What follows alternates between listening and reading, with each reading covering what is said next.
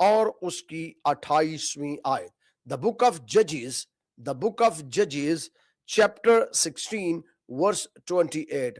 Kujat की किताब उसका 16वां बाब 28वीं आयत। किताबे खुदा में यूं लिखा है, तब समसून ने खुदावंद से फरियाद की और कहा, ऐ मालिक खुदावंद, मैं तेरी मिन्नत करता हूं कि मुझे याद कर, और मैं तेरी मिन्नत करता हूं ऐ खुदावंद, फक्त इस दफा और तू मुझे जोर बख्श, ताकि मैं यक बारगी फलस्तियों से अपनी दोनों आंखों का बदला लूं। कलाम के वसीला से खुदा हम सबों को कसरत से बरकत दे, आमीन।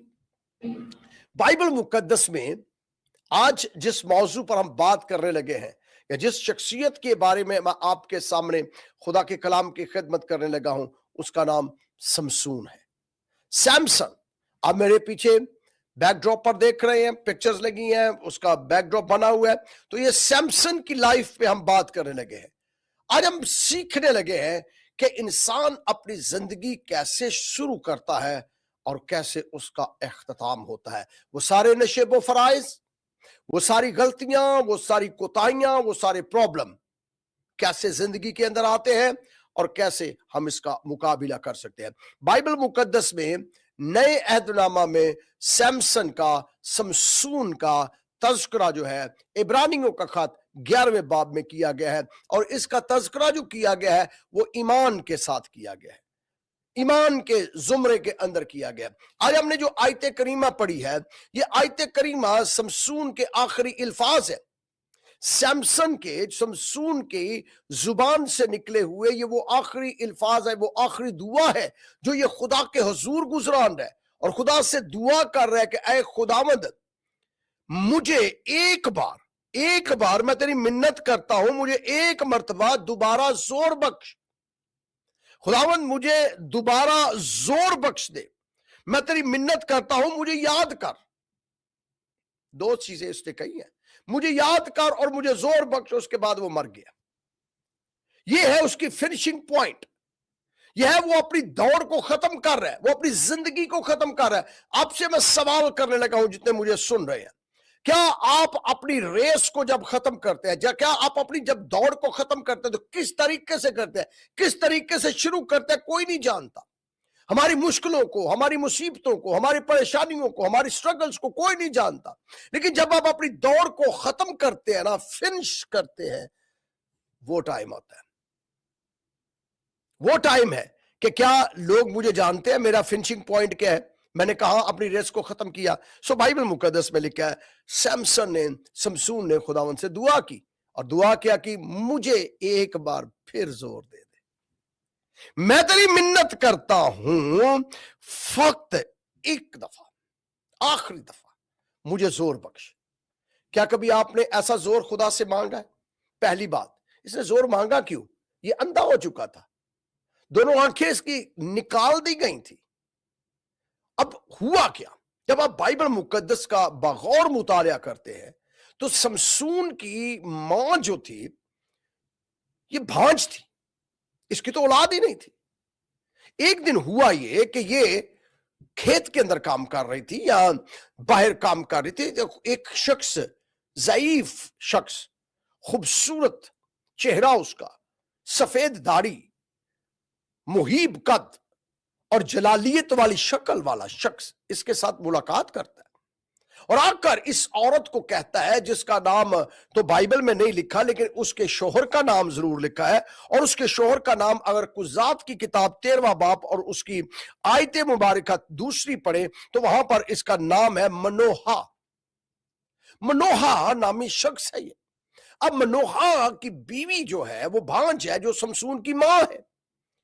हमने एक मर्तबा पहले भी सीखा था, सैमुअल नबी जो था उसकी मां भी तो भांज थी और उसका भी तो रहमबंद किया हुआ था। अब हमें कुछ कुछ ऐसा लगता है, हमने एक मर्तबा और ये सीखा था कि अलिश जो यूहन्ना बपतिस्मा देने वाला है उसकी मां भी तो भांज ही थी। फिर हमने ये भी सीखा था کہ اسحاق کی ماں بھی تو بھانج تھی. اس کا مطلب ہے کہ جب خدا کسی بڑے کام کو کسی سے کروانا ہوتا ہے یا خدا کسی کے ذریعہ سے بڑی خدمت لیتا ہے تو کئی مرتبہ اس کی ماں جو ہے وہ کرب کے اندر سے گزرتی ہے, دکھ کے اندر سے گزرتی ہے.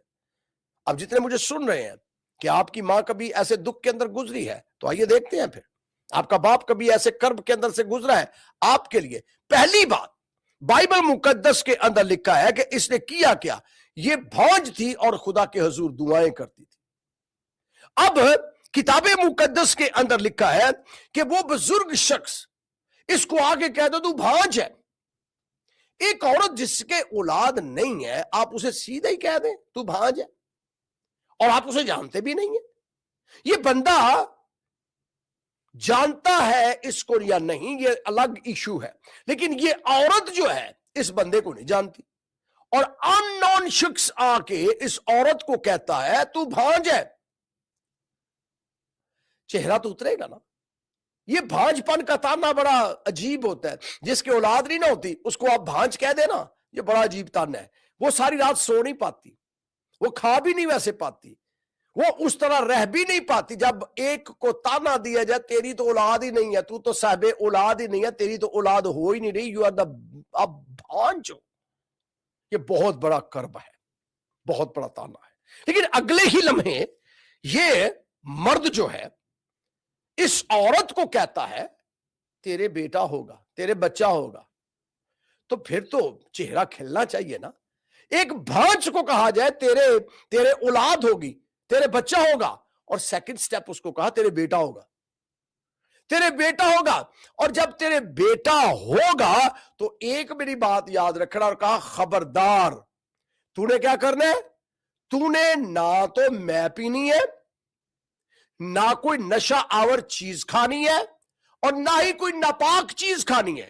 اب سنیے گا, نہ کوئی نشہ آور چیز, نہ میں, نہ تاک سے بنی ہوئی یا تاک کے ساتھ انگور کے اندر سے کوئی نکلی ہوئی چیز نہیں کھانی, تاکہ اس کا اثر جو ہے وہ تیرے بچے پہ ہوگا, اس لیے تو نے نہیں کھانی. تو اس کا مطلب ہے کہ جب ہماری بیٹیوں کو خدا بلیس کرتا ہے اور وہ حاملہ ہوتی ہیں, وہ پریگننٹ ہوتی ہیں, جب وہ پریگننسی کے اندر ہوتی ہے تو ان کا کھانا پینا جو ہے وہ ڈائریکٹ بچے کے اوپر اثر کرتا ہے. مثال کے طور پر اس کے اوپر دعا کا اثر بھی ہوتا ہے. اس بچے کو جو ماں کے پیٹ کے اندر ہے وہ یا ہے یا ابھی آنے والا ہے, یہ یاد رہے, یہ ابھی پریگننٹ نہیں ہوئی, یہ عورت پریگننٹ نہیں ہوئی. اس کی پریگننسی سے پہلے کہا کہ تو اس بچے کا خیال کرنا. کیسے خیال کرنا؟ کہ تو نے جو کچھ کھانا پینا ہے اس کے اوپر اس کا اثر ہوگا.